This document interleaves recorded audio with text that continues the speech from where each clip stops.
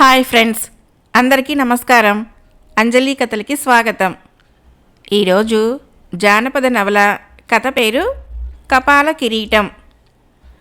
విక్రమపురి మహారాజు మహేంద్రపాలుడు సభతీరి ఉండగా నడుముకి కత్తి ధరించిన ఓ యువకుడు సభలోకి ప్రవేశించాడు. రాజు ఆ యువకుని వంక ఎగాదిగా చూసి, ఎవరు నీవు అని ప్రశ్నించాడు. అంతలో పక్కనే ఉన్న మంత్రి యువకుణ్ణి గుర్తుపట్టి రాజుతో, ఇతడు ఎవరో కాదు, మన సేనాని కొడుకు విక్రమసేనుడు. చిన్నతనంలో ఇతన్ని వాళ్ళ తండ్రి గురుకులానికి పంపించాడు. తిరిగి ఇంతకాలానికి రాజ్యాన్ని చేరుకున్నాడు అని చెప్పాడు. అప్పుడు రాజు విక్రమసేనుడితో, నీ వాలకం చూస్తూ ఉంటే అన్ని విద్యల్లోనూ ఆరితేరిన వాడిలాగా కనిపిస్తున్నావు. నీ సామర్థ్యానికి తగిన పదవి ఏదైనా కోరుకో, ఇస్తాను అన్నాడు. దానికి విక్రమసేనుడు, మహారాజా, మీరు చెప్పిన విధంగానే నేను అన్ని విద్యల్లోనూ ఆరితేరాను. కానీ నేను ఇప్పుడు వచ్చింది పదవి కోసం కాదు. గురుకులం నుంచి నేరుగా మా తండ్రిని కలుసుకోవాలనే ఆతృతతో ఈ సభలోకి వచ్చాను. నా తండ్రి ఎక్కడా అని ప్రశ్నించాడు. ఆ మాటలకు రాజు ముఖం చిట్లించి ఏదో మాట్లాడబోయి మంత్రి వంక చూశాడు. అప్పుడు మంత్రి కలగజేసుకొని, విక్రమసేన, ఈ రాజ్యానికి సేనాధిపతి అయిన నీ తండ్రి బందిపోటు దొంగలని పట్టుకోవడానికి కొద్ది రోజుల క్రితము అడవికి వెళ్ళాడు. అక్కడ హఠాత్తుగా ఒక పులి దాడి చేసి నీ తండ్రిని చంపివేసింది అని అన్నాడు. ఆ మాట విన్న వెంటనే విక్రమసేనుడు కంపించుకుపోతూ, మీరు చెప్పేది అబద్ధం. మదించిన ఏనుగును సైతం అవలీలగా చంపే నా తండ్రి సాధారణ పులి చేతిలో హతుడవటమా? ఇదంతా మోసం. మీ మాటల్లో అపశృతి ధ్వనిస్తోంది అంటూ అరిచాడు. దానికి మహేంద్రపాల మహారాజు కోపంతో కళ్ళెర్ర చేస్తూ, నీ తండ్రిని మేము మోసం చేసి చంపామంటావా అని అడిగాడు. ఆ మాటలకు విక్రమసేనుడు కొంత శాంతిస్తూ, మీరు చెప్పే మాటలు నమ్మకం కలగాలంటే అడవికి నా తండ్రి వెంట వెళ్ళిన భటులను పిలిపించండి. వారిని స్వయంగా నేనే వివరం అడిగి తెలుసుకుంటాను అన్నాడు. దానికి రాజు తడబడుతూ, సేనానిని రక్షించలేకపోయామనే భయంతో ఆ సైనికులు రాజ్యంలోకి రాకుండా ఏటో పారిపోయారు అని బదులిచ్చాడు. ఆ సమాధానానికి విక్రమసేనుడు కోపంతో, కుట్ర పన్ని నా తండ్రిని ఏదో చేసి ఉంటారు, అందుకే సైనికుల్ని కూడా రాజ్యంలోనికి రాకుండా చేశారు అని ఆవేశంగా అరిచాడు. దానికి రాజు, మేం చెప్పేది అబద్ధం అంటూ మమ్మల్ని కించపరుస్తూ మాట్లాడతావా? దీనికి శిక్షగా నీకు దేశ బహిష్కరణ విధిస్తున్నాను. సాయంత్రం అయ్యేసరికి నీవు ఈ రాజ్యం విడిచిపెట్టకపోతే నిన్ను ఈటెలతో పొడిచి చంపుతాను. ఇది నా ఆజ్ఞ అని హెచ్చరించాడు. విక్రమసేనుడు చేసేది లేక మారు మాట్లాడకుండా సభ నుంచి బయటకు వచ్చేశాడు. ఆ తర్వాత తన తల్లి దగ్గరకు వెళ్ళాడు. కొడుకును చూడటంతో విక్రమసేన తల్లి భోరుమంటూ విలపించింది. అది చూసి అతను కూడా కళ్ళ వెంట నీళ్లు తెచ్చుకున్నాడు. కొంతసేపటికి తేరుకొని, అమ్మా, ఇదంతా ఎలా జరిగింది? నాన్న రహస్యం ఏదైనా చెప్పాడా అని ప్రశ్నించాడు. దానికి అతని తల్లి చిన్నగా నిట్టూర్పు విడిచి ఇలా అన్నది, దేశభక్తి పరాయణుడైన మీ తండ్రి రాజ్యానికి సంబంధించిన ఏ విషయమూ నా దగ్గర చెప్పేవాడు కాదు. కానీ అడవికి వెళ్ళటానికి ఒక వారం రోజుల ముందు విచారంతో తీవ్రంగా ఆలోచిస్తూ ఉండడం చూసి కారణం అడిగాను. మీ తండ్రి విచారవదనంతో మహారాజు ప్రమాదకరమైన మహత్తర కార్యం నాపై మోపారు. ఎన్ని విధాలుగా ఆలోచించినా ఆ కార్యాన్ని నెరవేర్చడం అసాధ్యంగా తోస్తుంది అని అన్నాడు. ఆ మాటలకు నేను, అంత ప్రమాదకరమైన పని అయినప్పుడు ఆ కార్యాన్ని విరమించుకోవచ్చు కదా అన్నాను. దానికి గంభీరంగా ముఖం పెట్టి, సేనాని అన్నవాడు ప్రమాదాలను, విషమ పరిస్థితులను చూసి అధైర్యపడకూడదు. వాటిని ధైర్యంగా ఎదుర్కొని వీరత్వం చూపాలి. పైగా ఆ కార్యం నెరవేర్చమని రాజు ఆజ్ఞ. ఇక వెళ్ళక తప్పదు అని అన్నాడు. చేసేది లేక నేను ఇక మారు మాట్లాడలేదు. కొన్ని రోజుల తర్వాత మీ తండ్రి ఆ కార్యాన్ని నెరవేర్చడానికి బయలుదేరుతూ, అబ్బాయిని జాగ్రత్తగా చూడు, వాడు గురుకులం నుంచి వచ్చాక ఈ రాజ్యంలో కాకుండా వేరే రాజ్యంలో జీవితం గడపమను అని చెప్పి వెళ్ళిపోయారు. అప్పటి నుంచి ఇంతవరకు మీ తండ్రి జాడ తెలియదు. రాజుని ఈ విషయం అడిగితే నీతో చెప్పిన విధంగానే చెప్పి చేతులు దులుపుకున్నాడు అని వివరించింది. అప్పుడు విక్రమసేనుడు, అమ్మా, ఇదంతా రాజు కుట్రలా తోస్తోంది. తన స్వార్థానికి నాన్నని బలిచేసి ఉంటాడు. అందుకే నేనంత గట్టిగా అడిగినా సరి అయిన సమాధానం చెప్పకుండా పెద్ద హోదాగల ఉద్యోగం ఇస్తానంటూ నన్ను మభ్యపెట్టాడు. కానీ నేను వాటికి లొంగకుండా నాన్న గురించి పదే పదే ప్రశ్నించడంతో రాజు నన్ను వదిలించుకోవటానికి రాజ్య బహిష్కరణ శిక్ష విధించాడు అని చెప్పి, అమ్మా, నేను ఈ రాజ్యం వదిలి నా స్నేహితుడైన మహేంద్రపురం యువరాజు చంద్రవర్మను కలుసుకొని తండ్రి ఆచూకీ తెలుసుకుంటాను. ఈ ప్రయత్నంలో నాకు విజయం సిద్ధించేటట్లు ఆశీర్వదించమ్మా అంటూ ఆమె కాళ్లకు నమస్కారం చేశాడు. విక్రమసేనుడి తల్లి అశ్రుధారణతో క్షేమంగా తిరిగిరా నాయనా అని దీవించింది. ఆ తర్వాత విక్రమసేనుడు తన రాజ్యం వదిలిపెట్టి మిత్రుణ్ణి కలుసుకోవటానికి మహేంద్రపురం బయలుదేరాడు. ఆ రాజ్యం చేరేసరికి చీకటి పడిపోయింది. కోట ద్వారాలు మూసి ఉండటంతో యువరాజు చంద్రవర్మను కలుసుకునే అవకాశం కలగలేదు. మర్నాడు కలవవచ్చులే అని అనుకుని విక్రమసేనుడు ఆ రాత్రి సత్రంలో బస చేయవలసొచ్చి అక్కడికి నడిచాడు. సత్రం తలుపులు కూడా మూసి ఉండటంతో ఆశ్చర్యపోతూ ఈ వేళప్పుడే మూసివేశారేంటి అని అనుకున్నాడు. సత్రం లోపల జనం ఉన్నట్లు అలికిడి కావటంతో విక్రమసేనుడు తలుపు దగ్గరికి వెళ్ళి తట్టాడు. లోపల ఉన్న జనము భయంతో భూతం వచ్చింది, భూతం అంటూ కీచుగొంతుతో అరవసాగారు. ఆ మాటలకి విక్రమసేనుడు మండిపడుతూ, నేను దయ్యాన్ని భూతాన్ని కాదు, ఒక బాటసారిని అని అన్నాడు. దానికి సమాధానం లోపలి నుంచి ఏమీ రాలేదు. విక్రమసేనుడు మరింత కోపంతో తలుపులు దబదబా బాదాడు. అయినా తలుపు తీయలేదు సరికదా, ఎవరూ లేనట్లు నిశ్శబ్దం ఆవరించింది. ఇక చేసేది లేక విక్రమసేనుడు ఏ ఇంటి వద్దైనా ఈ రాత్రి సమయం వెళ్ళబుచ్చవచ్చును అనుకుంటూ బయటికి నడిచాడు. వీధిలో జనసంచారం అనేది లేకుండా అంతా నిర్మానుష్యంగా ఉంది. అది చూసి విక్రమసేనుడు విస్తుపోతూ ఏమిటి వింత అనుకుంటూ ముందుకు నడవసాగాడు.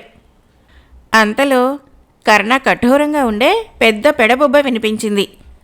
ఆ కేకకు అతను ఉలిక్కిపడి వెనక్కి తిరిగి చూశాడు. ఆ వీధి చివరలో ఒక నల్లటి ఆకారము తలపై మంటల్ని చిమ్ముతూ ముందుకు రాసాగింది. అప్పుడు విక్రమసేనుడికి పరిస్థితి అర్థమైంది. ఈ రాజ్యంలోని ప్రజలు ఈ భూతానికి భయపడి పొద్దు కృంగేసరికి ఇళ్లలోకి దూరి తలుపులు వేసుకుంటున్నారు అని గ్రహించాడు. ఈ భూతం అంతు చూసి ప్రజల భయాన్ని పారద్రోలాలి అని అనుకొని విక్రమసేనుడు కత్తి దూసి ముందుకు వస్తున్న భూతానికి ఎదురు వెళ్ళాడు. ధైర్యంగా కత్తి ఎత్తి వస్తున్న అతన్ని చూసి భూతము గిరుక్కున వెనక్కు తిరిగి వేగంగా అడుగులు వేయసాగింది. భూతము వెనకకు మరలటంతో విక్రమసేనుడికి మరింత ధైర్యం వచ్చింది. ఆ వెంటనే చిన్న పరుగుతో భూతాన్ని సమీపించసాగాడు. అది గ్రహించిన భూతము వేగంగా పరిగెడుతూ రాజ్యం దాపులనే ఉన్న శ్మశానంలోకి ప్రవేశించింది. విక్రముడు కూడా పట్టుదలతో దాని వెంటబడి శ్మశాన వాటిక చేరుకున్నాడు. కటిక చీకటిగా ఉన్న శ్మశానాన్ని నిశితంగా పరిశీలిస్తూ చూడసాగాడు. అంతలో 5 భూతాల వలె ఉన్న ఆకారాలు తలపై మంటలు వెదజల్లుతూ అతన్ని చుట్టుముట్టాయి. విక్రమసేనుడు కత్తి ఎత్తి అదను చూసి ఒక భూతం తలపైకి కత్తి తిప్పాడు. ఆ దెబ్బకు భూతం తల తెగి క్రింద పడింది. విక్రమసేనుడు తెగిపడి ఉన్న మొండెంపై ముసుగు తొలగించి చూడగా అది మానవ ఆకారంలో ఉండటంతో మరింత ఆశ్చర్యపోయాడు.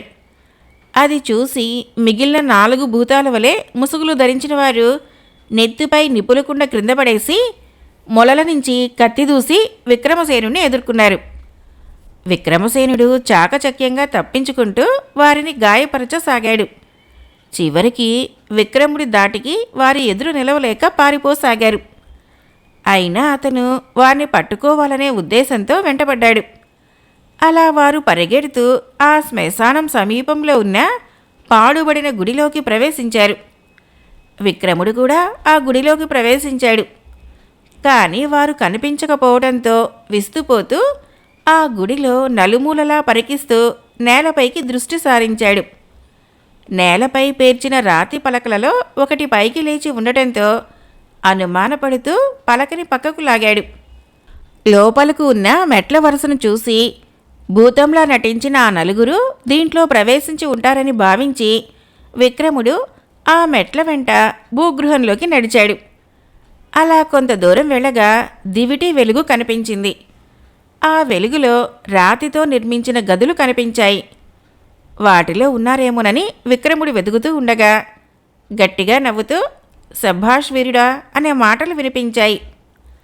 విక్రముడు మాటలు వచ్చిన దిక్కుకు చూడగా ఆ రాజ్యపు రాజు సుధీరుడు కొంతమంది భటులతో రాసాగాడు.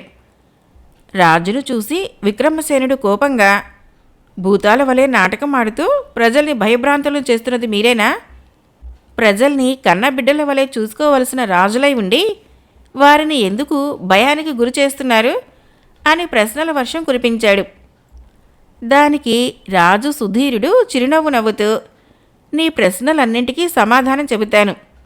ముందు నువ్వు ఏ రాజ్యపు వాసివో చెప్పు అని ఎదురు ప్రశ్న వేశాడు. ఆ మాటలకి విక్రముడు, గురుకులంలో నాకు ఆప్తమిత్రుడైన మీ కుమారుడు చంద్రవర్మని కలుసుకోవటానికి వచ్చాను. రాత్రి సమయం అవటంతో కోట తలుపులు మూసి ఉండటం వలన అతన్ని కలుసుకోలేకపోయాను. అంతలో ఈ భూతాల గొడవతో ఇక్కడికి చేరుకున్నాను అని వివరించాడు. అది విన్న రాజు విచారంగా ముఖం పెట్టి, నాయనా, భూతాల నాటకం ఆడటానికి కారణము నాకు పుత్రుడు నీకు మిత్రుడు అయిన చంద్రవర్మను రక్షించుకోవటానికి అన్నాడు. ఆ మాటలకి విక్రమసేనుడు ఆశ్చర్యపోతూ, నా మిత్రుడికి ఏం ఆపద వాటిల్లింది అని ఆదుర్దాగా అడిగాడు. రాజు తల వంచుకొని, నా దురాశను తీర్చడానికి హిమాలయాలలో ఉన్న హిరణ్య శిఖరానికి వెళ్ళి జాడ తెలియకుండా పోయాడు అన్నాడు. ఆ మాటలకు అర్థం కాని విక్రమసేనుడు రాజుతో, జరిగిన విషయమంతా నాకు విడమరిచి చెప్పండి అని అడిగాడు. దానికి రాజు సుధీరుడు అలాగే చెబుతాను అంటూ ఇలా చెప్పసాగాడు.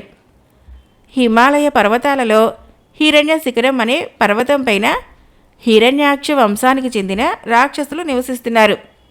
వారికి మానవ మాంత్రికుడు గురువుగా ఉండేవాడు. ఆ మాంత్రికుడు తన మంత్రశక్తితో రాక్షసులకు అన్ని విధాలా సహాయం చేసి రాక్షసులకు ఆరాధ దైవంగా మారాడు. కొంతకాలానికి మాంత్రికునికి వృద్ధాప్యం సమీపించింది. ఎన్నో శక్తులు సంపాదించుకున్న మాంత్రికుడు చావు లేకుండా చేసుకోలేకపోయాడు. అది గ్రహించిన రాక్షస నాయకుడు ఒకనాడు రాక్షసులందరినీ సమావేశపరచి, మనకు ఎంతో సహాయం చేసి మన అభివృద్ధికే జీవితాన్ని దారపోసిన మన గురువులైన మహామాంత్రికునికి చావు లేకుండా చేయటానికి నేను బ్రహ్మదేవుని కోసం తపస్సు చేస్తాను అని చెప్పి రాక్షస నాయకుడు తపస్సు చేయటం ప్రారంభించాడు. కొంతకాలానికి బ్రహ్మదేవుడు ప్రత్యక్షమై రాక్షస నాయకుని కోరిక మేరకు వజ్రాలు పొదగబడిన ఓ కిరీటాన్ని ఇస్తూ బ్రహ్మదేవుడు ఇలా అన్నాడు, ఓ రాక్షసరాజా, ఈ కిరీటాన్ని ధరించిన వారు మహాబల సంపన్నులవటమే కాకుండా మృత్యువు దరిదాపులకు కూడా రారు అని చెప్పి అంతర్ధానులు అయ్యాడు. ఆ తర్వాత రాక్షసరాజు ఆ కిరీటాన్ని మాంత్రికుడికి ఇవ్వటానికి హిరణ్యశిఖరం చేరాడు. కానీ మాంత్రికుని అస్థిపంజరము అద్దాల పెట్టెలో ఉండడం చూసి రాక్షస నాయకుడు దుఃఖంతో కారణం అడిగాడు. అందుకు ఇతర రాక్షసులు వినయంగా, మహారాజా, మీరు తపస్సు చేయటానికి వెళ్ళిన కొద్ది రోజులలో మాంత్రికుల వారు మరణించారు. దాంతో ఈ మాంత్రికుని దేహాన్ని అద్దాల పెట్టెలో ఉంచాము అని వివరించారు. అది విన్న రాక్షస నాయకుడు కొంతసేపు విచారించి తర్వాత బ్రహ్మ ఇచ్చిన వజ్రకిరీటాన్ని చనిపోయిన మాంత్రికుని కపాలానికి పెట్టి అద్దాల పెట్టిని శత్రు దుర్భేద్యమైన మంచు గుహలో ఉంచాడు. ఇలా ఆ కిరీటాన్ని కపాలానికి అలంకరించడం వలన కపాల కిరీటంగా పేరు పొందింది. ఆ కపాల కిరీటం గురించి తెలిసిన మానవులు దాన్ని సాధించేటందుకు ప్రయత్నాలు ప్రారంభించారు. కానీ మంచులోయలు అగాధాలతో కూడిన హిమాలయ పర్వతాలు చేరలేక కొంతమంది విరమించుకున్నారు. పైగా హిరణ్య శిఖరం వెళ్లే దారిలో గంధర్వులు పవిత్రంగా భావించే కాంచన శిఖరం ఉంది. ఆ శిఖరంపై ఏ ప్రాణి అడుగుపెట్టినా గంధర్వులు సహించరు. అంతటి భయంకరమైన ప్రదేశంలో ఉన్న కపాల కిరీటం తెచ్చి నన్ను అమరుణ్ణి చేయటానికి వెళ్ళిన చంద్రవర్మ ఏమైనాడో తెలియదు. నా కుమారుణ్ణి వెతికించేటందుకు తెలివితేటలు బలము ఉన్న వ్యక్తి కోసము ఈ భూతాల నాటకం ఆడాను. నా రాజ్యంలో ఒక్కడూ ఈ భూతాల గురించి వాస్తవం తెలుసుకోవడానికి ప్రయత్నించలేదు. చివరకు నువ్వు మాత్రము ధైర్యము చొరవ చూపి నన్ను కలుసుకున్నావు అని వివరించాడు. అంతా విన్న విక్రమసేనుడు, మహారాజా, చంద్రవర్మ జాడ తెలుసుకోవటమే కాకుండా ఆ కపాల కిరీటం కూడా సాధిస్తాను. ఈ ప్రయత్నంలో నా తండ్రి జాడ కూడా తెలుసుకోవచ్చును అన్నాడు. దానికి రాజు, నీ తండ్రి గాని కపాల కిరీటం కోసం బయలుదేరాడా ఏమిటి అని ప్రశ్నించాడు. విక్రమసేనుడు చిన్నగా నిట్టూర్పు విడిచి తన తండ్రి గురించి గతమంతా చెప్పాడు. అది విన్న రాజు సుధీరుడు, సందేహం లేదు, నీ తండ్రి కూడా ఆ కపాల కిరీట ప్రయత్నంలో ఆపదలో చిక్కుకొని ఉంటాడు. పైగా విక్రమపురి రాజు దానికోసం చాలా కాలం నుంచి ప్రయత్నాలు చేస్తున్నట్లు తెలిసింది అన్నాడు. దానికి విక్రమసేనుడు, నా అనుమానం కూడా అదే. ఆలస్యం ఎందుకు, రేపే నా ప్రయాణం అన్నాడు. అప్పుడు రాజు, సరే, రేపొద్దుటే వెళ్దువు గాని, ఈ రాత్రి కోటలో గడుపుదువు గాని అంటూ రాజు భూగృహం నుంచి బయటికి వచ్చి కోటకు బయలుదేరాడు. అతని వెంట విక్రముడు, రాజభటులు నడిచారు. సూర్యోదయం కావటంతో విక్రమసేనుడు నిద్ర నుంచి మేల్కొన్నాడు. ఆ తర్వాత రాజు విక్రముడితో, మా ఆరాధ్య దైవమైన శంకరుణ్ణి దర్శించిన పిదప ప్రయాణానికి సిద్ధమవుదువుగాని అన్నాడు. ఆ విధంగానే విక్రముడు శంకరుణ్ణి దర్శించాడు. అంతలో రాజు మేలైన గుర్రాన్ని విక్రముడి వెంట తోడుగా ఉండటానికి 4 యోధుల్ని ప్రయాణానికి సిద్ధం చేశాడు. ఆ యోధులను చూసి విక్రమసేనుడు, వీరు ఎందుకు అని అడిగాడు. దానికి రాజు, చూడు విక్రమ, నీవు వెళుతున్నది అడుగడుగునా ప్రమాదాలతో కూడుకున్నది.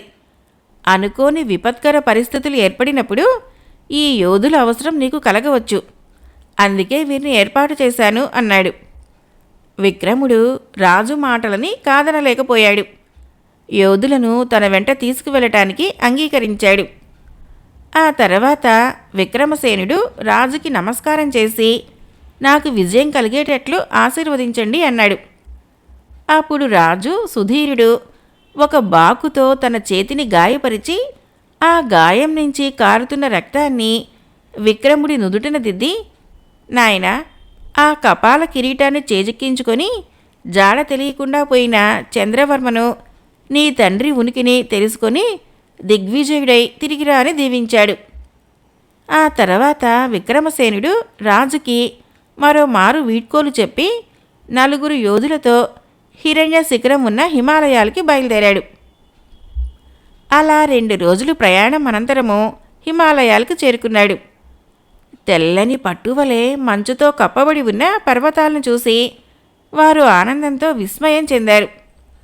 ఆ తర్వాత విక్రమసేనుడు యోధులతో ఇలా అన్నాడు, ఇక్కడ నుండే మనం చాలా జాగ్రత్తగా వ్యవహరించాలి అని అంటూ హిమాలయ పర్వతాల వైపు ఒకసారి నిశింతగా చూసి మహోన్నతమైన ఎత్తులో ఉన్న అనేక శిఖరాలలో హిరణ్య శిఖరం ఏదై ఉంటుంది అని అడిగాడు.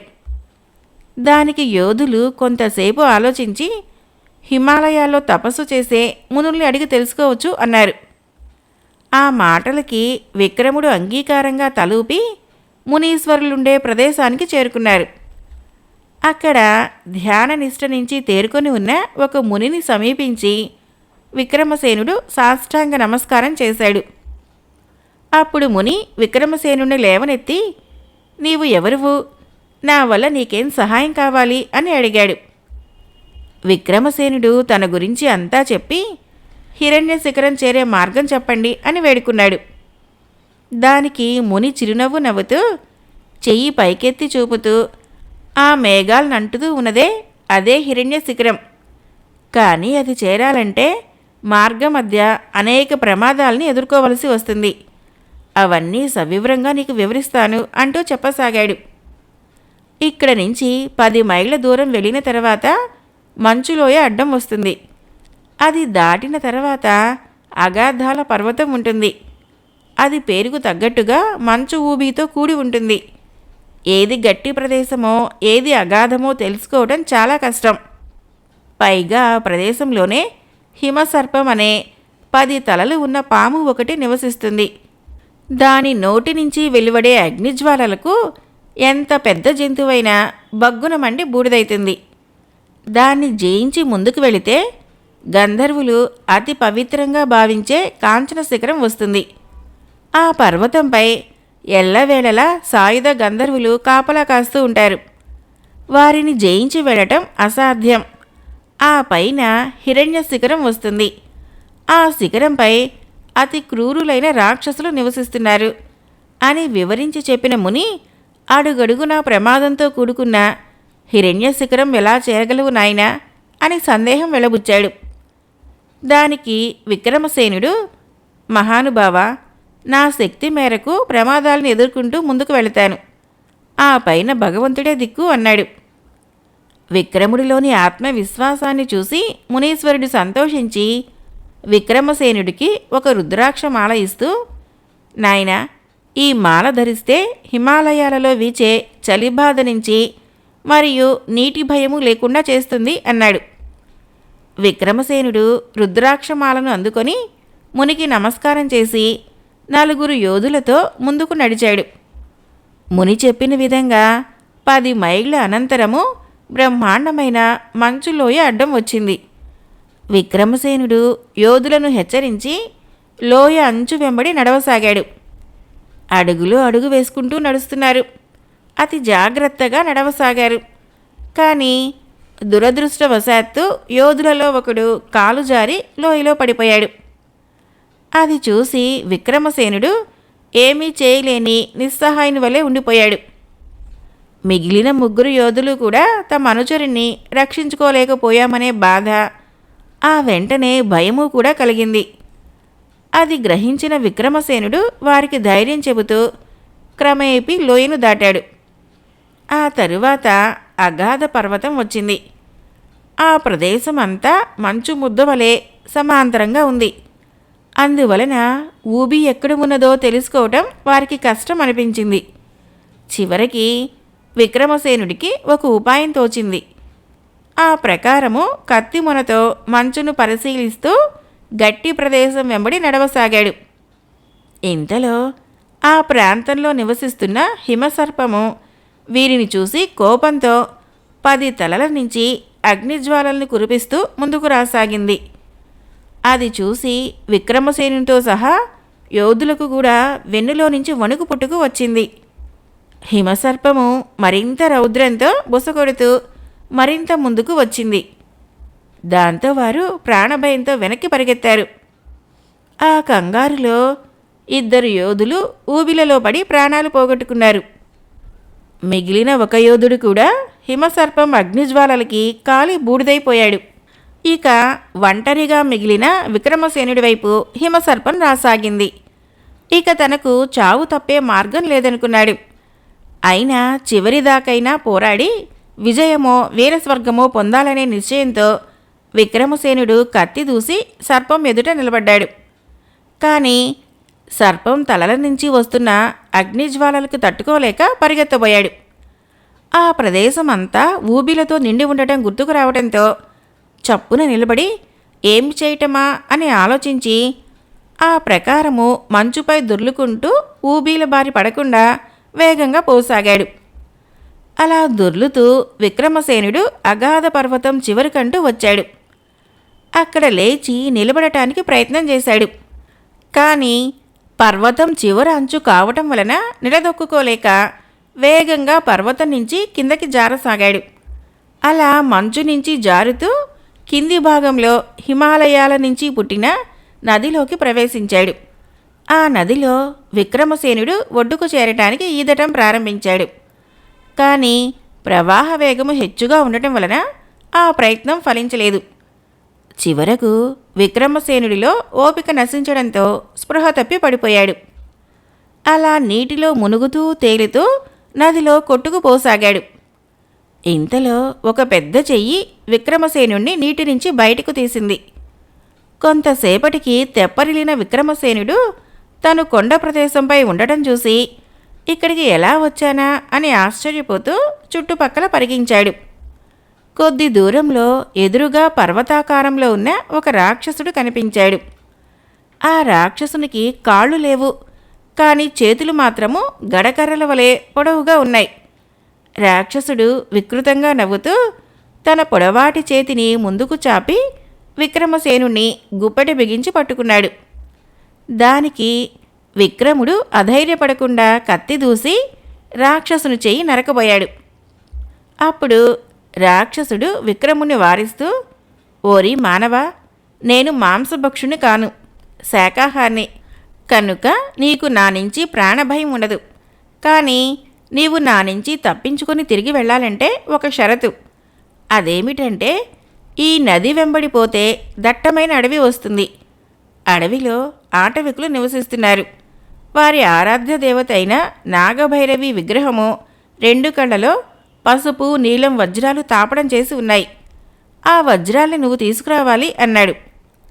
దానికి విక్రమసేనుడు, నేను ఒక మహత్కార్యాన్ని నెరవేర్చడానికి వచ్చి నీకు చేతికి చిక్కాను. మధ్య నీకు సహాయం చేయలేను. పైగా ఆటవికుల ఆరాధ్య దేవత కళ్ళ నుంచే వజ్రాలని వారి కళ్ళు గప్పి తీసుకురావాలంటే అసాధ్యం. నన్ను విడిచిపెట్టు అని అన్నాడు.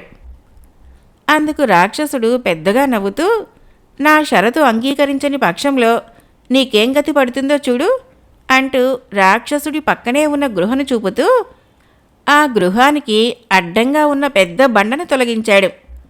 లోపల అనేక మంది గొలుసులతో బంధించబడి ఉన్నారు.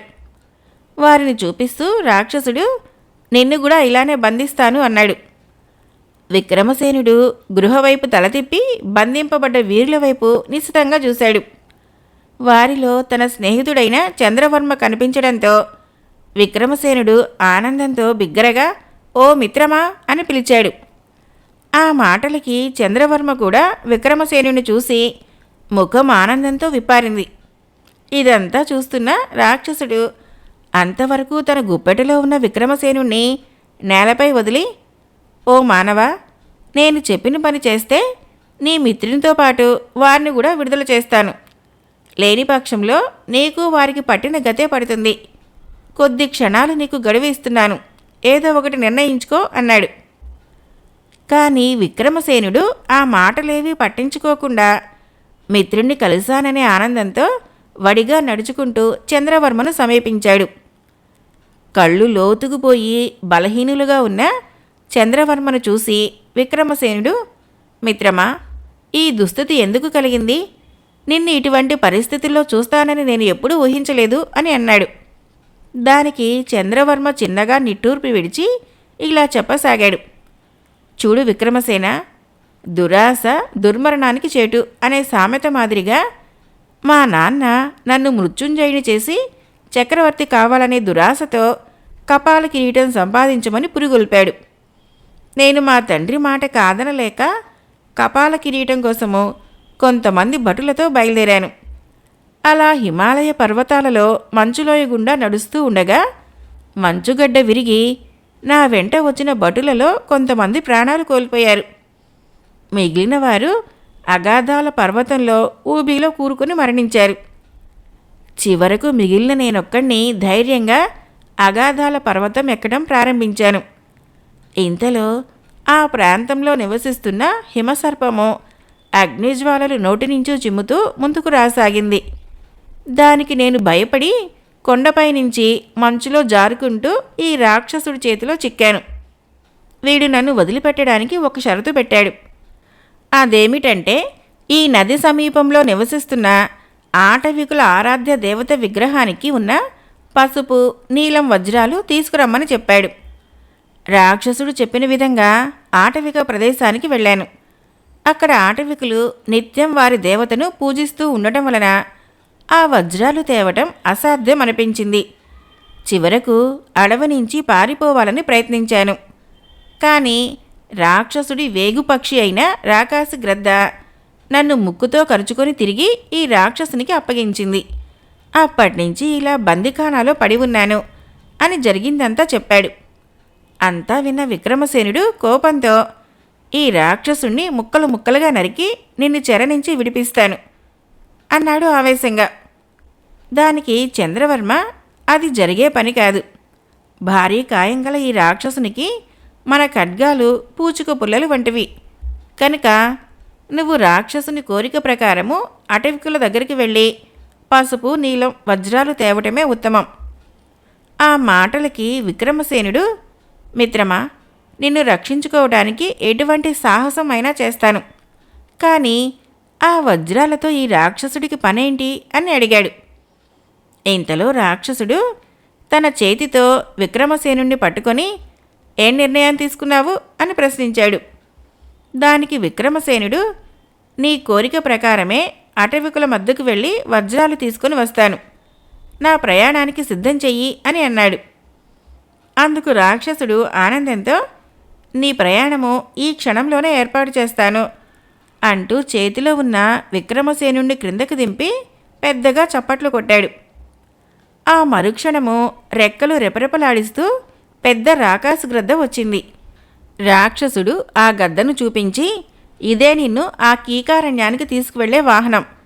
అడవి చేరాక నువ్వు పారిపోయే ప్రయత్నం చేసినట్లయితే ఈ గద్ద తన వాడి అయిన ముక్కుతో కరుచుకొని నిన్ను తిరిగి నా స్థావరం చేర్చుతుంది. ఒక్క మాటలో చెప్పాలంటే ఈ గద్ద నీపై ఎల్లవేళలా నిఘా ఉంచుతుంది అని హెచ్చరించాడు. ఆ మాటలకి విక్రమసేనుడు, అధైర్యంతో పారిపోయే పిరికి లక్షణం నాలో లేదు. పైగా నీ కార్యాన్ని ఎందుకు నిర్వహిస్తున్నానో తెలుసా? నా మిత్రుణ్ణి విడిపించుకునేందుకు. అతన్ని విడిపించలేని పక్షంలో నీతో యుద్ధం చేసి విజయమో వీరస్వర్గమో తేల్చుకునేవాణ్ణి అని ఆవేశంగా అన్నాడు. రాక్షసుడు ఆ మాటలు ఏమీ విననట్లు మౌనంగా చూస్తూ ఊరుకున్నాడు. ఆ తర్వాత విక్రమసేనుడు అరటి బోధుల వలె ఉన్న రాకాసు గద్ద కాళ్ళను పట్టుకొని గ్రద్ద రెక్కల మధ్య భాగానికి చేరి కూర్చున్నాడు. అక్కడ నుంచి గుహలో బంధించి ఉన్న మిత్రుడు చంద్రవర్మకు చేతులు ఊపుతూ వీడ్కోలు చెప్పి బయలుదేరమన్నట్లుగా చేతితో గ్రద్ద తలపైన తట్టాడు. కానీ గ్రద్ద కదలలేదు. అప్పుడు విక్రమసేనుడు రాక్షసుడి వైపు చూశాడు. రాక్షసుడు చిన్నగా నవ్వుతూ, చూడు మానవా, అది నా ఆజ్ఞను అనుసరించేది కానీ నీ పెంపుడు పక్షి కాదు అంటూ చేతితో చిన్న చిటిక వేశాడు. ఆ మరుక్షణము రాకాసు గ్రద్ద రెక్కలాడిస్తూ గాలిలోకి లేచింది. గ్రద్ద హఠాత్తుగా గాలిలోకి లేవటంతో విక్రముడు త్రుళ్ళిపడబోయి చప్పున గ్రద్ద మెడ పట్టుకుని కూర్చుండిపోయాడు. గ్రద్ద ఆకాశంలో మబ్బుల దరిదాపుల నుంచి ఎగురుతూ రాక్షసుడు చెప్పిన దట్టమైన అడవిని చేరుకొని ఒక మహావృక్షం పైన వాలింది. విక్రమసేనుడు గ్రద్ద నుంచి చెట్టు కొమ్మల పైకి దిగి అక్కడి నుంచి కొమ్మలను ఆధారంగా చేసుకొని నేలపైకి దిగాడు. చుట్టూ పరికించి చూడగా అంతా దట్టమైన చెట్లతో దారి అంటూ లేకుండా ఉంది. అటవికులు ఉండే ప్రదేశం ఎటువైపు ఉందా అని సంశయం పట్టుకుంది విక్రమసేనుడికి. ఇంతలో అస్పష్టంగా రక్షించండి, రక్షించండి అనే కేకలు వినిపించాయి. ఎవరో ఆపదలో చిక్కుకున్నారనుకుని ఒక్క క్షణం కూడా ఆలోచించకుండా వడివడిగా నడుస్తూ ఒక చెరువు ఒడ్డుకు చేరాడు. ఆ చెరువులోని ముసలి ఓ ఆటవికుణ్ణి పట్టుకొని కబళించబోతోంది.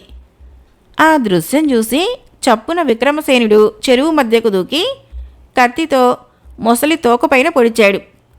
ఆ దెబ్బకు ముసలి ఆటవికుణ్ణి వదిలిపెట్టి విక్రమసేనుడిపైకి రాసాగింది. పరిస్థితి గ్రహించి అతను కత్తితో ముసలి డొక్కలో పొడిచాడు. చచ్చి పడిపోయింది అది. అంతటా ఆటవికుడు, అయ్యా, మీరెవరో సమయానికి వచ్చి నాకు ప్రాణభిక్ష పెట్టారు. ఈ కీకారణ్యంలో మీకేం పని? నా సహాయం కావలిస్తే చెప్పండి అన్నాడు. ఆ మాటలకి విక్రమసేనుడు ఒక్క క్షణము తటపటాయించినా ఏమైతే అదైందని నిజం చెప్పాడు. దానికతను, నా ప్రాణాలు కాపాడిన మీకు ఈ ఉపకారం చేస్తాను రండి అని ముందుకు దారి తీశాడు. విక్రమసేనుడు నడవసాగాడు. కొంతసేపటికి ఆటవికులు ఉండే గుడిసెలు కనిపించాయి. వాటిని చూసిన ఆటవికుడు, ఇదే మా గూడెం. కొత్త వ్యక్తుల్ని ఎవరిని మా జాతి బ్రతకనివ్వదు. నీతో ఉండటం చూస్తే నన్ను కూడా చంపేస్తారు. కనుక చాలా జాగ్రత్తగా వ్యవహరించాలి అన్నాడు. విక్రమసేనుడు నవ్వి, అంత అజాగ్రత్తగా ఉంటే నేను ఈ కీకారణ్యంలోకి వచ్చి ఉండేవాణ్ణే కాదు. మీ ఆటవికుల చేతిలోనే బలి అయిపోయేవాణ్ణి. అది సరే, ఇప్పుడు మన కర్తవ్యం ఏమిటి అని ప్రశ్నించాడు. ఈ పగటి సమయంలో నాగభైరవి కళలో ఉండే వజ్రాలని పెకిలించడము సాధ్యపడే విషయం కాదు. నడిరేయి సమయంలో ప్రయత్నం చేద్దాం. అంతవరకు నువ్వు గుబురు పొదల మధ్య ఎవరికంటా పడకుండా దాగి ఉండు అన్నాడు. అందుకు విక్రమసేనుడు అంగీకరించాడు. రకరకాల ఆలోచనలతో విక్రమసేనుడికి కాలం తెలియకుండానే గడిచిపోయింది. సూర్యాస్తమయం అవటంతో అడవి అంతా దట్టంగా చీకటి ఆవరించింది. దానికి తోడు క్రూర మృగాల అరుపులతో, కీచురాళ్ల ధ్వనులతో ఆ వాతావరణమంతా భయంకరంగా తయారైంది. నెమ్మదిగా వచ్చాడు ఆ ఆటవికుడు. విక్రమసేనుణ్ణి సమీపించి చిన్న గొంతుతో, మా వాళ్ళు మంచి నిద్రావస్థలో ఉన్నారు, నీ పని వెంటనే కానియ్యి అని భుజం తట్టాడు. విక్రముడు క్షణం ఆలస్యం చేయకుండా వర నుంచి కత్తి దూసి నాగభైరవి విగ్రహం సమీపించాడు. నాగభైరవి విగ్రహం పట్టుకుని పాకుతూ శిరస్సు భాగానికి చేరుకున్నాడు. కత్తితో నాగభైరవి కళ్ళలో ఉన్న వజ్రాన్ని పెకిలించడానికి చేయి ముందుకు పెట్టాడు. ఆ వజ్రాల కాంతి కిరణానికి విక్రమసేనుడు చెయ్యి అడ్డుతాపడంతో ఆ నీడ అటవికుల ప్రదేశంపైన ఏర్పడటంతో వారిలో కొందరికి మెలకువ వచ్చి లేచారు. అది చూసిన వెంటనే అతని విగ్రహము తల భాగాన నక్కాడు. ఆటవికులు విగ్రహం దగ్గరకు వచ్చి చుట్టూ పరికించారు. చీకటి మాటున ఉన్న విక్రముణ్ణి గమనించలేదు. ఏదో పక్షి ఎగురుతూ కాంతి కిరణానికి అడ్డు వచ్చి ఉంటుందనుకుని వారు తిరిగి వెళ్ళి నిద్రకు ఉపక్రమించారు. అటవికులు వెళ్ళిపోవటం చూసి విక్రమసేనుడు గండం గడిచిందని మనస్సులోనే భగవంతునికి కృతజ్ఞతలు చెప్పాడు. ఇదంతా గమనిస్తున్న ఆటవికుడు కొద్ది క్షణాలు గడిచిన తర్వాత విగ్రహం దగ్గరికి చేరి అక్కడ నుంచి పాకుతూ విక్రమసేనుని సమీపించి చెవిలో, ఇక ఆలస్యం అయ్యే కొలది వజ్రాలను సంగ్రహించడం సాధ్యపడదు. మనమిద్దరము ఒకే ఒక క్షణంలో కళ్ళ నుంచి వజ్రాలను పెకలించి చీకట్లో కలిసిపోదాము అన్నాడు. అందుకు సరేనని విక్రమసేనుడు నాగభైరవి కుడికంటి వజ్రాన్ని, ఆ ఆటవికుడు ఎడమకంటి వజ్రాన్ని ఏకకాలంలో పెకలించి ఆ వజ్రాలని తమ దుస్తులో దాచుకొని నాగభైరవి విగ్రహం నుంచి నేలపైకి దూకి వారిద్దరూ అడవిలోకి పరుగు తీశారు. నాగభైరవి కళ్ళ నుంచి కాంతి మటుమాయం అవటంతో అటవికులందరూ మేల్కొని, ఎవడో కొత్త వ్యక్తి మన దేవత కళను దొంగిలించుకుపోతున్నాడు, పట్టుకోండి అంటూ గట్టిగా అరుస్తూ కాగడాల్ని చేతపట్టుకొని అడవి నలుమూలలోకి వెతకడం ప్రారంభించారు. అలా చాలా దూరం పరిగెత్తాక తన వద్దగల వజ్రాన్ని విక్రమసేనుడికిచ్చి, నా ప్రాణం కాపాడినందుకు ప్రతిగా నీకు ఈ సహాయం చేశాను, ఇక నువ్వు వెళ్ళిపో, నేనొస్తానంటూ వజ్రాన్నిచ్చి వెనుదిరుగుపోయిన ఆటవికుణ్ణి వాళ్ళని ఎత్తుక్కుంటూ వచ్చిన మరో ఆటవికుడు ఈటతో పొడిచి చంపగా తాను బలైపోకూడదని భావించి ఆ ఆటవికుణ్ణి కత్తితో పొడిచి చంపేసిన విక్రమసేనుడు దాపులనే ఉన్న పెద్ద వృక్షాన్ని చివరికంటూ ఎక్కి రాకాస గ్రద్ద కోసం ఎదురు చూడసాగాడు. ఆ అరణ్యానికి వచ్చిన క్షణం నుంచి విక్రమసేనుడి అడుగుజాడల్ని గమనిస్తూ ఉన్న రాకాస గ్రద్ద విక్రమసేనుడి ముందుకు వచ్చి వాలింది. విక్రముడు గ్రద్ద పైకెక్కి చేరి గట్టిగా పట్టుకున్నాడు. మరుక్షణము గ్రద్ద గాల్లోకి లేచి వేగంగా రాక్షసుని గుహవైపు ప్రయాణం సాగించింది. ఇంత స్వల్పకాలంలో తాను వజ్రాల్ని సంపాదించడం జరిగే పని కాదు అనుకున్న విక్రమసేనుడు తేలికపడిన మనస్సుతో తృప్తిగా గాలి పీల్చుకున్నాడు. కొంతసేపటికి రాకాసి గ్రద్ద రాక్షసుని గుహ ముందుకు వచ్చి ఆగింది. అతడి విజయగర్వంతో గ్రద్ద కాళ్ళ నుంచి క్రిందకు దిగాడు. అప్పుడు రాక్షసుడు, ఓ యువకుడా, నేను చెప్పిన పని విజయవంతమైందా అని ప్రశ్నించాడు. ఆ మాటలకు విక్రమసేనుడు ముఖం చిట్లించి, ఆటవికుల ఆరాధ్య దేవత కళ్ళు పీకి ఎంతో అపచారం చేశాను. పైగా నాకు మిత్రుడి వలె సహాయం చేసిన ఆటవికుని ప్రాణాలు పణంగా పెట్టవలసి వచ్చింది. చివరికి ఎలాగైతేనేం ఆ వజ్రాలు సంపాదించాను.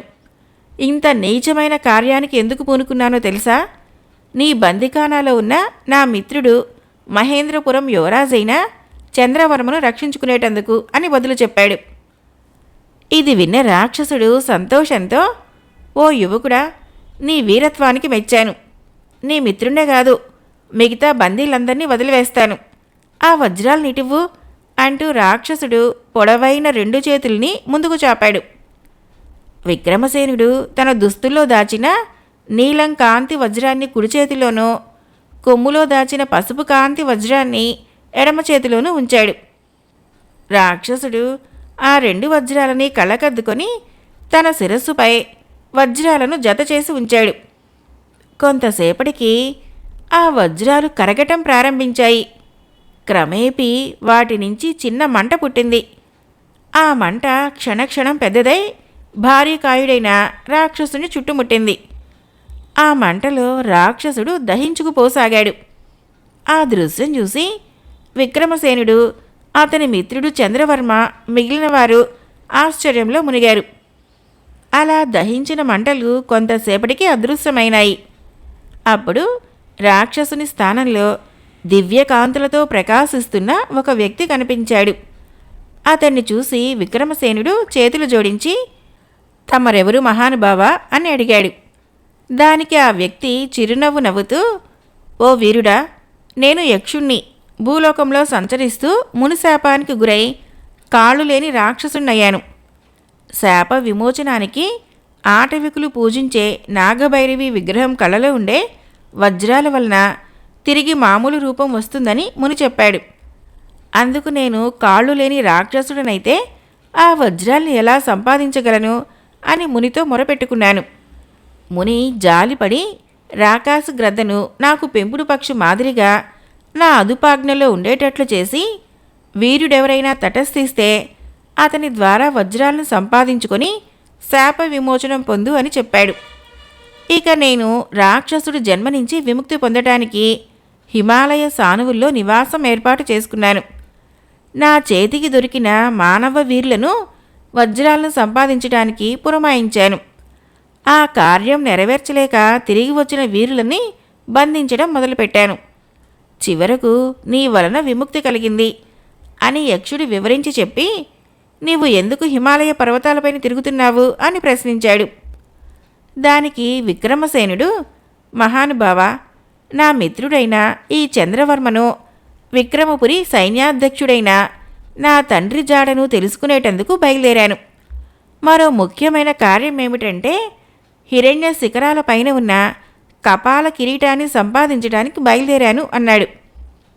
మరి మిగతా వారి సంగతి ఏమిటి అని అడిగాడు. దానికి వారు, మేము అమరత్వం పొందాలనే దురాశతో కపాల కిరీటం కోసం బయలుదేరి మీ చేతిలో చిక్కాం. మాకు బుద్ధి వచ్చింది. మమ్మల్ని తిరిగి మా రాజ్యాలకు చేర్చు అని వారు యక్షుని వేడుకున్నారు. యక్షుడు చిన్నగా నవ్వి తదాస్తు అన్నాడు. ఆ వెంటనే వారు తమ తమ రాజ్యాలకు చేరారు. ఇక మిగిలి ఉన్న విక్రమసేనుడు చంద్రవర్మ వైపు చూసి యక్షుడు, మీరు ఏమి నిర్ణయించుకున్నారు అని అడిగాడు. విక్రమసేనుడు గంభీరంగా, నా మిత్రుడు కనిపించాడు. అలాగే నా తండ్రి జాడ కూడా తెలుసుకొని ఈ భూప్రపంచంలో రాజ్యాది నేతలందరినీ ఉవ్విళ్ళూరుస్తున్న కపాల కిరీటం రహస్యాన్ని కూడా ఛేదించాలి. తమరు హిరణ్య శిఖరం చేరే మార్గం ఉంటే చెప్పండి అని కోరాడు. యక్షుడు నవ్వి, హిరణ్య శిఖరం చేరటం చాలా కష్టసాధ్యంతో కూడుకున్న పని. పైగా మార్గమధ్యంలో గంధర్వులు సంచరించే కాంచన శిఖరం ఉంది. వారి ఆగ్రహానికి గురికాకుండా ఉండేటందుకు మీకు ఒక స్వర్ణ పుష్పాన్ని ఇస్తాను. దాని సాయంతో మీరు గంధర్వుల ఆదరానికి పాత్రులై ఆ తర్వాత వారి సాయంతో హిరణ్య శిఖరం చేరే మార్గం తెలుసుకోండి. ప్రమాదాలు జరగకుండా కాంచన శిఖరం క్షేమంగా చేరేటందుకు మాయాపల్లకి మీకు అనుగ్రహిస్తాను అని చెప్పి యక్షుడు వారి ముందు మాయాపల్లకీని ఉంచాడు. విక్రమసేనుడు, అతడి మిత్రుడు చంద్రవర్మ యక్షునికి వందనం చేసి పల్లకి ఎక్కారు. పల్లకి ఆకాశంలోకి లేచి హిమాలయాలకేసి బయలుదేరింది. పెద్ద పెద్ద పర్వతాల్ని దాటుతూ అగాధాల పర్వతం సమీపించింది. కనుచూపు దూరంలో వెండి కొండలులాగా దగదగా మెరిసిపోతూ ఓ శిఖరం కనిపించసాగింది. అది చూసి విక్రముడు, బహుశా ఆ పర్వతమే కాంచన శిఖరం అయ్యుంటుంది అనుకున్నాడు. పర్వతాన్ని సమీపించే కొలది ఆ శిఖరము కళ్ళు జిగేలు మనిపించే విధంగా తళతళ మెరవసాగింది. విక్రముడు, చంద్రవర్మ ఆ శిఖరం కేసి చూడలేక కళ్ళు మూసుకున్నారు. కొన్ని క్షణాల అనంతరము పల్లకి కాంచన శిఖరం పైకి చేరుకొని చదునుగా ఉన్న ప్రదేశంలో ఆగింది. విక్రముడు, చంద్రవర్మ పల్లకీ నుంచి దిగి చుట్టూ పరికించారు. సుందరమైన చెట్లతో, జలజల ప్రవహించే మంచునీటితో, గంభీరమైన పర్వతాలతో కాంచన శిఖరము ఇంద్రలోకంలో ఉండే ఉద్యానవనాన్ని మురిపించసాగింది. అక్కడ ప్రకృతి దృశ్యాలను చూస్తూ వారు పరవశించి మైమరిచిపోయారు. ఇంతలో ఎవరు వారు? ఈ పర్వతంపై ప్రవేశించడానికి ఎంత ధైర్యం అనే కంచు కంఠం వినిపించింది. ఆ గంభీర స్వరానికి ఈ లోకంలో వచ్చిపడ్డ విక్రమసేనుడు, చంద్రవర్మ కేక వేసింది ఎవరు అన్నట్లు చూశారు. కొద్ది దూరంలో దృఢకాయల వలె ఉన్న ఇద్దరు గంధర్వులు నడుస్తూ వారి దగ్గరికి వచ్చారు. విక్రమసేనుడు వారికి నమస్కారం చేసి తమరెవరు అని ప్రశ్నించాడు. దానికి ఆ దృఢకాయలు, మేము గంధర్వులం. ఈ కాంచన శిఖరం పైకి మీరు ఏ ఉద్దేశం చొప్పున వచ్చారో మాకు తెలియదు. కానీ ఇంకొద్ది క్షణాలలో మా గంధర్వరాజు అతని భార్యతో ఈ కాంచన శిఖరంపై విహారం చేయటానికి వస్తున్నారు. మా రాజు కంటబడితే మీరు వారి ఆగ్రహానికి గురికాక తప్పదు. కనుక మీరు ఈ పర్వతం తక్షణమే వదిలిపోండి అని సలహా ఇచ్చాడు. దానికి విక్రమసేనుడు వినయంగా, మేము గంధర్వరాజు సహాయం కోరి వచ్చాము అన్నాడు. గంధర్వులు నవ్వుతూ, అల్పమానవులైన మీ వంటి వారికి మా రాజు సహాయం లభించదు అన్నారు. ఆ మాటలకు బదులు చెప్పకుండా మౌనం వహించారు. దానికి గంధర్వులు, మా మాట వినకపోతే ఫలితం ఎలా ఉంటుందో కొద్ది క్షణాల్లో మీరే చూస్తారు అని మాటలు ముగించే లోపల ఆకాశం నుంచి రథాన్ని కొన్ని హంసలు లాగుకొచ్చి పర్వతం మీద ఆగాయి. ఆ రథం మీద నుంచి గంధర్వరాజు అతని భార్యతో దిగి భటులకు విక్రముడు, చంద్రవర్మతో వాదోపవాదాలు జరుగుతూ ఉండటం చూసి కోపంగా, ఏమిటి గోల? ఈ మానవుల్ని ఎందుకు రానిచ్చారు అని భటుల్ని ప్రశ్నించాడు. భటులు గంధర్వరాజుతో, ప్రభు, ఈ మానవులు మీ సాయం కోరి వచ్చారట అని చెప్పారు. ఆ మాటలకి గంధర్వరాజు మరింత కోపంతో, ఓరి అల్పమానవులారా, నా పర్వతంపై కాలు మోపటమే నేరము, పైగా నా సహాయం కావాలా? మిమ్మల్ని ఇప్పుడే రాతి శిల్పాల కింద మార్చుతాను అంటూ చెయ్యెత్తబోయాడు. పరిస్థితి విషమించడంతో విక్రమసేనుడు యక్షుడు ఇచ్చిన స్వర్ణపుష్పము చప్పున దుస్తుల్లో నుంచి బయటికి తీశాడు. ఆ స్వర్ణపుష్పం కాంతి కిరణాలు గంధర్వరాజు, రాణీల కంటబడటంతో వారి కోపము చప్పున చల్లారిపోయింది. ఆ తర్వాత గంధర్వరాజు, ఈ అపూర్వమైన పుష్పాన్ని ఎవరికోసం తెచ్చారు అన్నాడు. దానికి విక్రమసేనుడు వినయంగా, ఓ గంధర్వరాజా, ఈ స్వర్ణ పుష్పాన్ని తమకు కానుకగా ఇవ్వాలని తెచ్చాము అన్నాడు. ఆ మాటలకి గంధర్వరాజు సంతోషంతో ఆ పుష్పాన్ని అందుకొని పక్కనే ఉన్న భార్యకు ఇచ్చాడు. ఆ పిదప గంధర్వరాజు, నా నుంచి ఏ సహాయం కోరి వచ్చారు అని అడిగాడు. జాడ తెలియకుండా పోయిన నా తండ్రి గురించి కపాల కిరీటం సంపాదించాలని మీ సహాయం కోరి వచ్చాము అని విక్రమసేనుడు 2 ముక్కల్లో ముగించాడు.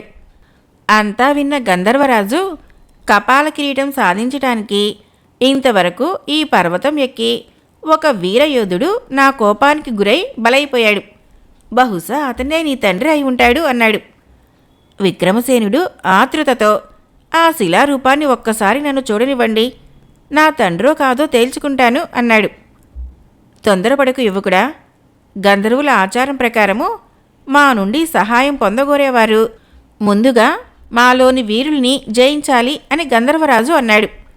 దానికి విక్రముడు, నా తండ్రిని రక్షించుకునే ప్రయత్నంలో ఏ పరీక్షకైనా సిద్ధమే అన్నాడు. గంధర్వరాజు చిన్నగా చప్పట్టు చరిచాడు. దానికి సమాధానంగా బిలబిలమంటూ 10 మంది గంధర్వ వీరులు ముందుకు వచ్చారు. వారిని చూపుతూ గంధర్వరాజు, నీకు ఇష్టమైన వారితో కత్తి యుద్ధం చేసి గెలుపొందు అన్నాడు. వీరత్వం కలవారికి ఎవరితో యుద్ధం చేసినా ఒకటే, నాతో యుద్ధం చేయటానికి వారినే నిర్ణయించుకోమనండి అని విక్రమసేనుడు అన్నాడు. అప్పుడు గంధర్వ వీరులలో ఒకడు ముందుకు వచ్చి కత్తి చూపాడు. ఆ వెంటనే విక్రముడు కత్తి దూసి అడుగు వేయబోయాడు.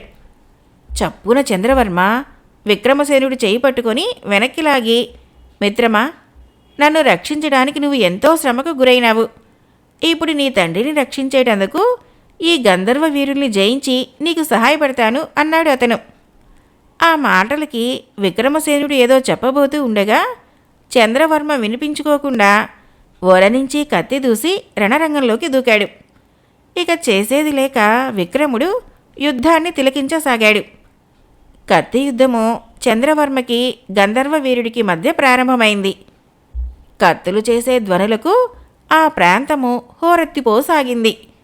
విజయం ఎవరిని వరిస్తుందో తెలియనంత సమానంగా ఇద్దరూ సమంగా కత్తి త్రిప్పసాగారు. చంద్రవర్మ కత్తి తిప్పుతున్న చాకచక్యం చూసి గంధర్వరాజు ఆశ్చర్యపోయాడు. కొంతసేపటికి చంద్రవర్మకి అలసట కలిగి వెనకంజ వేయసాగాడు. ఇది చూసి విక్రముడు తన మిత్రుడుగాని ఓడిపోతే తండ్రిని ఈ జన్మలో కలుసుకోలేను అని కలవరపడసాగాడు.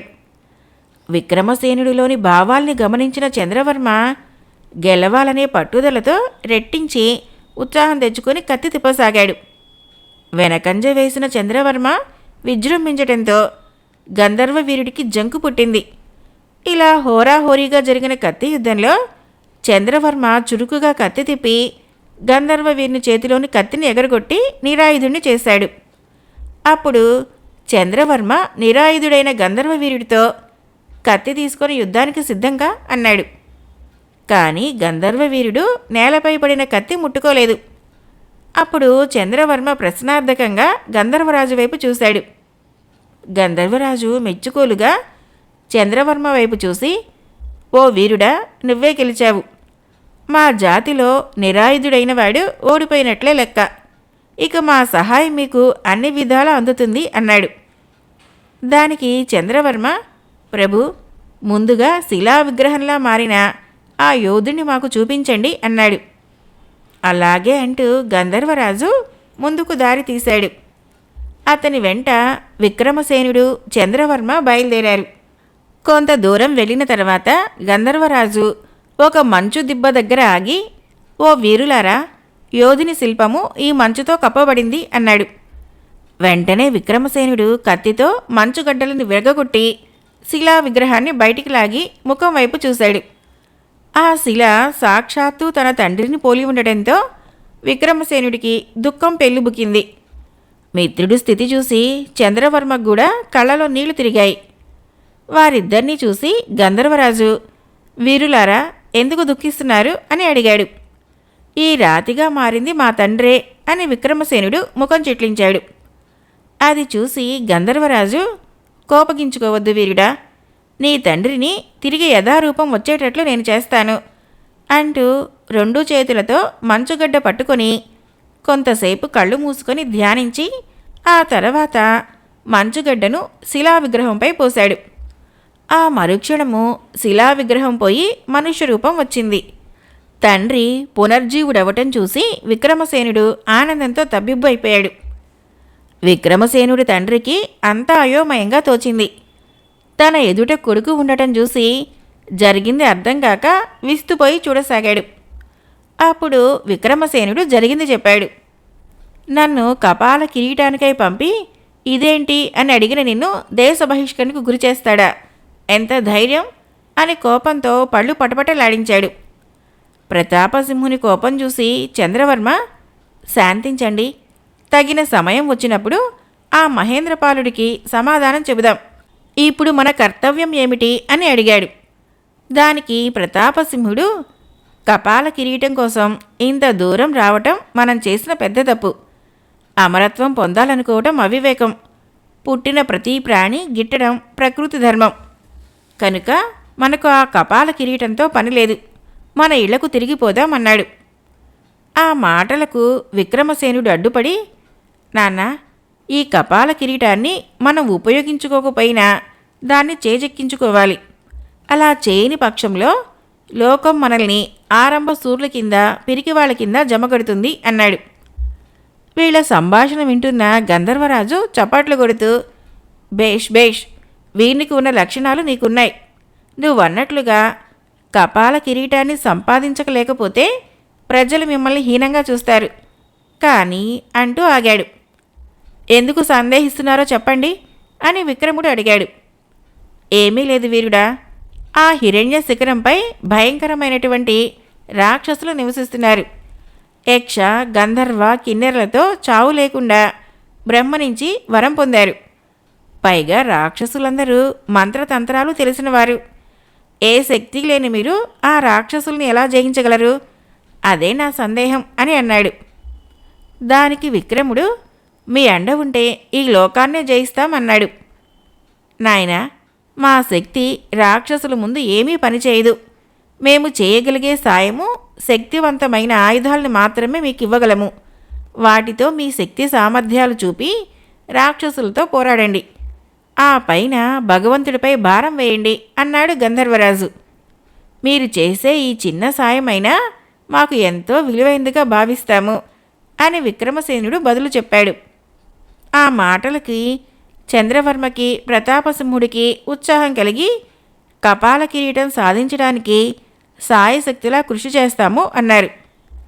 సరే, హిరణ్య శిఖరానికి ఎప్పుడు బయలుదేరతారు? గంధర్వరాజు అడిగాడు.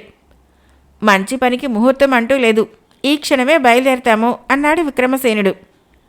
గంధర్వరాజు వారికి మహాశక్తివంతమైన ధనుర్బాణాలు, ఆయుధాలు ఇచ్చి విజయం సాధించండి అని చెప్పి అంతర్ధానమయ్యాడు. ఆ తర్వాత విక్రముడు, అతని తండ్రి మరియు చంద్రవర్మ మాయా పల్లకీపై కూర్చొని హిరణ్య శిఖరం చేర్చు అని ఆజ్ఞాపించాడు. పల్లకి గాల్లోకి లేచి హిరణ్య శిఖరం వైపు ప్రయాణం చేయసాగింది. కొంతసేపటి తర్వాత మాయా పల్లకి హిరణ్య శిఖరం చేరుకుంది. ఆ పర్వతం పైన పెద్ద పెద్ద భవనాలు మంచుగడ్డలతో నిర్మించబడి ఉన్నాయి.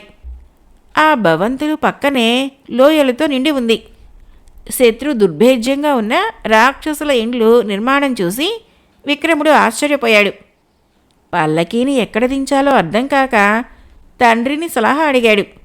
దానికి ప్రతాపసింహుడు, శత్రువుల యొక్క శక్తి సామర్థ్యాలు తెలుసుకొని మన పని అనుకూలంగా జరగాలంటే రాక్షసుల కంట పడకుండా ఉండాలి అన్నాడు. విక్రముడు పల్లకీని నిర్జన ప్రదేశంలో ఆపాడు. ఆ తరువాత విక్రమసేనుడు గంధర్వరాజు ఇచ్చిన శక్తివంతమైన ధనుర్బాణాలు ధరించాడు. చంద్రవర్మ శూలాన్ని చేతపుచ్చుకున్నాడు. అలాగే ప్రతాపసింహుడు కూడా బరసను తీసుకున్నాడు. ఇలా వారు ముగ్గురు ఆయుధాలను చేతపూని కొంత దూరం నడిచారు. వారికి దాపులనే మంచుతో నిర్మితమైన గుహ కనిపించింది. అది చూసి విక్రముడు, ఆ కనిపించే గృహలోనే కపాల కిరీటాన్ని దాచి ఉంచి ఉంటారు. మనకు శ్రమ లేకుండా గుహ కనిపించిందన్నమాట అన్నాడు. ఆ మాటలకు చంద్రవర్మ, మిత్రమా తొందర అంటూ ముందుకు దూకాడు. పరిస్థితి అదుపు తప్పడంతో వారికి ఏం చేయాలో తోచలేదు. ఎక్కువ సంఖ్యలో ఉన్న రాక్షసుల్ని ఎదుర్కోవడం అసాధ్యంగా తోచింది. ఆ సమయంలో విక్రమసేనుడు గంధర్వరాజు ఇచ్చిన శక్తివంతమైన ధనస్సును ఎక్కిపెట్టి ఆగ్నేయాస్త్రాన్ని రాక్షసుల మీదకి ప్రయోగించి వదిలాడు. ఆగ్నేయాస్త్రము నిప్పురవ్వులు వెదజల్లుతూ రాక్షసుల్ని చుట్టుముట్టి మంటల్ని ఎగజిమ్మింది. ఆ మంటల నుంచి రాక్షసులు ఎటూ తప్పించుకోలేక కాలి బూడిదైపోయారు. ఈ వార్త విని రాక్షసుల నాయకుడు ఆగ్రహావేశంతో, అల్పమానవుల చేతిలో మన వాళ్ళు చావటమా? అసంభవం! మన జాతి వారికి చావు లేకుండా బ్రహ్మ నుంచి వరం పొందాము కదా అన్నాడు. పక్కనే ఉన్న రాక్షస నాయకుని మంత్రి, ప్రభు, యక్ష, గంధర్వ, కిన్నెరల నుంచి చావు లేకుండా కోరాం కానీ మానవులను దృష్టిలో ఉంచుకోలేదు. ఇప్పుడు మానవుల నుంచే మనకు ప్రమాదం ఎదురైంది అన్నాడు. రాక్షస నాయకుడు మీసం మెలేస్తూ, మన వారి గోటికి సరిపడని ఈ మానవులకు భయపడటమా? వారిని ఇప్పుడే నామరూపాలు లేకుండా చేస్తాను అంటూ భక్షం ముఖేశ్వర అంటూ పిలిచాడు. మరుక్షణంలో గున్న ఏనుగులా ఉన్న రాక్షసుడు వచ్చి, ఏమిటి ఆజ్ఞ అన్నాడు. ఏమీ కాదు, ముగ్గురు మానవులు మన పర్వతం పైకి వచ్చి మన వారందరినీ చంపుతున్నారట. నువ్వు వెళ్ళి వాళ్ళని ఆరగించిరా అన్నాడు అతను. ఆ మాటలకి భక్షం ముఖేశ్వరుడు ఆనందంతో, మానవ మాంసం తిని చాలా రోజులైంది అంటూ హుషారుగా బయలుదేరాడు. భక్ష ముఖేశ్వరునికి అల్లంత దూరంలో ఆ ముగ్గురు కనిపించడంతో ఆతృత ఆపుకోలేక అక్కడి నుంచే వారిని భక్షించాలని నాలుక ముందుకు చాపి పట్టుకోబోయాడు. త్రాచుపాములా వస్తున్న నాలుకను చూసి విక్రమసేనుడు ఏమిటి మాయ అంటూ చూస్తూ ఉండిపోయాడు. చంద్రవర్మ మాత్రం శూలాన్ని పైకెత్తి నాలుగుపై గుచ్చి అదిమి పెట్టాడు. వెంటనే రక్తం చిమ్మి తెల్లటి మంచు ఎర్రగా మారింది. భక్షం ముఖేశ్వరుడు బాధతో ముందుకు వచ్చి చంద్రవర్మను చేతులతో నలిపివేయ చూశాడు. ఆ అవకాశం ఇవ్వకుండా ప్రతాపసింహ బరిసెతో భక్షం ముఖేశ్వరుని తల గాల్లోకి ఎగరగొట్టేశాడు. భక్షం ముఖేశ్వరుడు చావటంతో రాక్షస నాయకుడు వారి అంతు చూడవలసిందని అనేక మంది రాక్షసులతో బయలుదేరి వచ్చాడు. వారి ముగ్గురు ఎదుట నిలబడి రాక్షస నాయకుడు ఓ మానవ యోధులారా, ఏమి కోరి మాతో తలబడుతున్నారు అని అడిగాడు. దానికి విక్రమసేనుడు కపాల కిరీటం కోసం వచ్చాము అన్నాడు.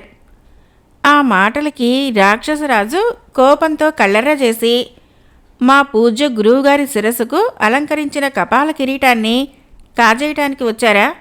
మిమ్మల్ని విసురుకు తింటాను అని రాక్షసుల్ని హెచ్చరించాడు. మూకుమ్ముడిగా వస్తున్న రాక్షసులను చూసి విక్రమసేనుడు భయంకరమైన బాణాల్ని ప్రయోగించబోయాడు. ఇది గమనించి రాక్షసరాజు వెంటనే మంచుగడ్డ తీసి విక్రమసేన చేతిపై కుట్టాడు. ఆ దెబ్బకి చేతి నుంచి ధనస్సు బాణం జారి క్రింద పడింది. విక్రమసేనుడు వాడిని అందుకునే ప్రయత్నంలో తుళ్ళిపడి పక్కనే ఉన్న లోయలోకి జారిపోసాగాడు. కొడుకు పరిస్థితిని చూసి ప్రతాపసింహుడు వేగంగా విక్రముణ్ణి పట్టుకోబోయాడు. కానీ రాక్షస నాయకుడు తన చేతితో ప్రతాపసింహుణ్ణి వడిసి పట్టుకొని చేతిలోని బరిసెను విసిరిపారేశాడు. అలాగే చంద్రవర్మను కూడా రాక్షసులు చుట్టుముట్టి పట్టుకున్నారు. ఇంత జరిగినా ప్రతాపసింహుడు తన కొడుకు ఏమైనాడో చుట్టూ చూడసాగాడు. అప్పుడు రాక్షస నాయకుడు బిగ్గరగా నవ్వుతూ వాడింకెక్కడున్నాడు? మంచులోయలో పడి ఎప్పుడో చచ్చి ఉంటాడు.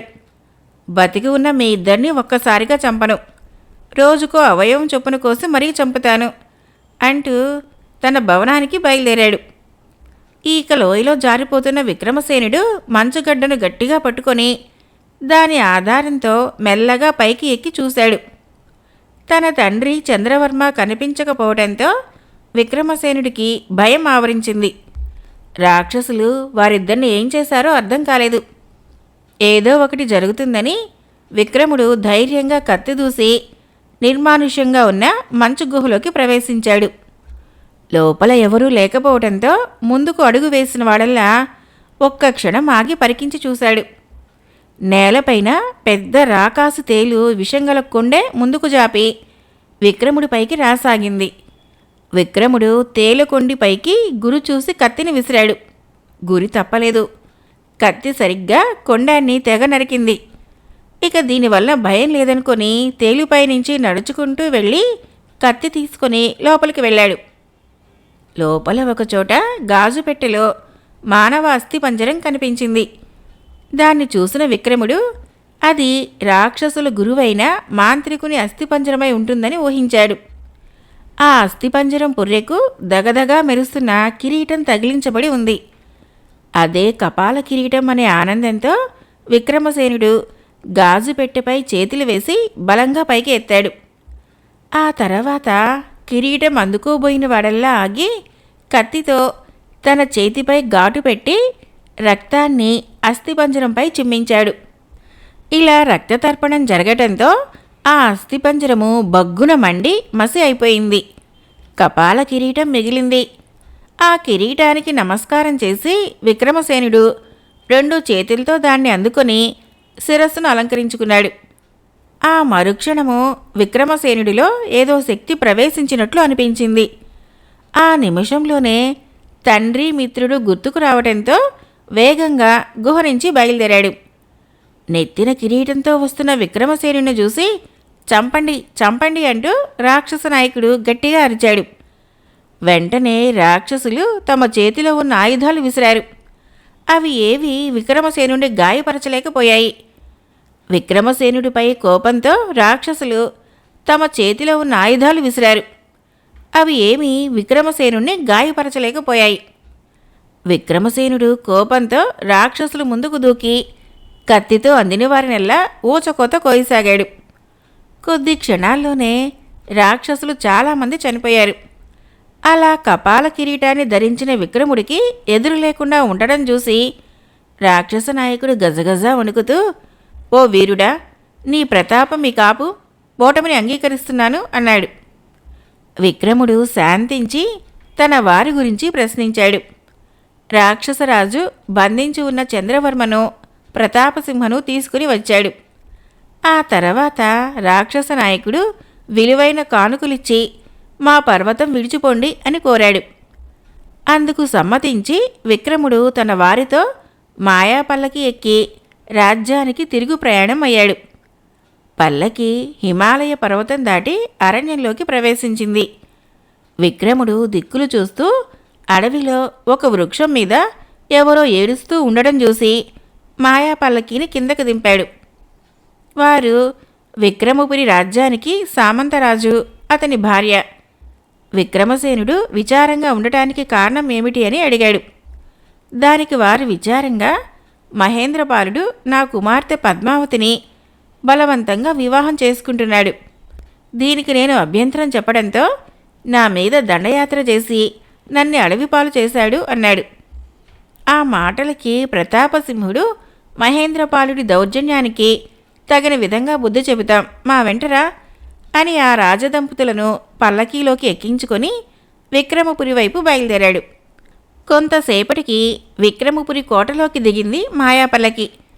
కోటంతా పచ్చని తోరణాలతో కళకళలాడుతూ ఉండడం చూసి మహేంద్రపాలుడు వివాహ ప్రయత్నంలో ఉన్నాడని గ్రహించిన విక్రమసేనుడు వడివడిగా అడుగులు వేసుకుంటూ కోటలోకి ప్రవేశించాడు. విక్రమసేనుణ్ణి చూడటంతో మహేంద్రపాలుడు ఒక్క క్షణం స్తంభించిపోయి తిరిగి తేరుకొని కోపంతో, దేశ బహిష్కరణ శిక్ష విధించినా మరలా తిరిగి వచ్చిన ఈ ద్రోహిని బంధించండి అన్నాడు. ఇంతలో ప్రతాపసింహుడు అక్కడికి రావటంతో భటులు విక్రమసేనుణ్ణి బంధించకుండా వినయంగా సేనానికి నమస్కారం చేశారు. అది చూసి ఆగ్రహంతో మహేంద్రపాలుడు కత్తి దూశాడు. ప్రతాపసింహుడు కూడా కత్తి తీసి, ఓరి దుర్మార్గుడా, నీ దురాశతో మా కుటుంబాన్ని అష్టకష్టాలు పాలు చేసిన నిన్ను బ్రతకనివ్వను అంటూ ఒక్క పోటు పొడిచాడు. దాంతో మహేంద్రపాలుడు బాణాలు గాల్లో కలిసిపోయాయి. మహేంద్రపాలుడి చావుతో ప్రజలు సంతోషించి విక్రమసేనుణ్ణి రాజుగా ఉండమని కోరారు. ఆ సమయంలో సామంతరాజు తన కుమార్తె పద్మావతిని వివాహం చేసుకోమన్నాడు. అందుకు విక్రమసేనుడు అంగీకరించిన పిదప వారికి వైభవంగా వివాహం జరిగింది. ఆ తర్వాత విక్రమసేనుడు కపాల కిరీటాన్ని బయటికి తీసి దాన్ని గుండంలో పడవేసి, మహత్తర శక్తి గలవి మన వద్ద ఉంటే మేలు కన్నా కీడే ఎక్కువ జరుగుతుంది అన్నాడు. ఆ మాటలకి చంద్రవర్మ సంతోషించి మిత్రుని ఆత్మవిశ్వాసాన్ని ప్రశంసించాడు. ఆ తరువాత చంద్రవర్మ మిత్రుడైన విక్రమసేనుడికి వీడ్కోలు చెప్పి తన రాజ్యమైన మహేంద్రపురానికి తిరిగి వెళ్ళిపోయాడు. కపాల కిరీటం జానపద నవల కథ సమాప్తం. ఫ్రెండ్స్, నా కథలు నచ్చినట్లయితే మన ఛానల్ని తప్పకుండా సబ్స్క్రైబ్ చేయండి, లైక్ చేయండి, షేర్ చేయండి, కామెంట్ చేయండి. Thank you.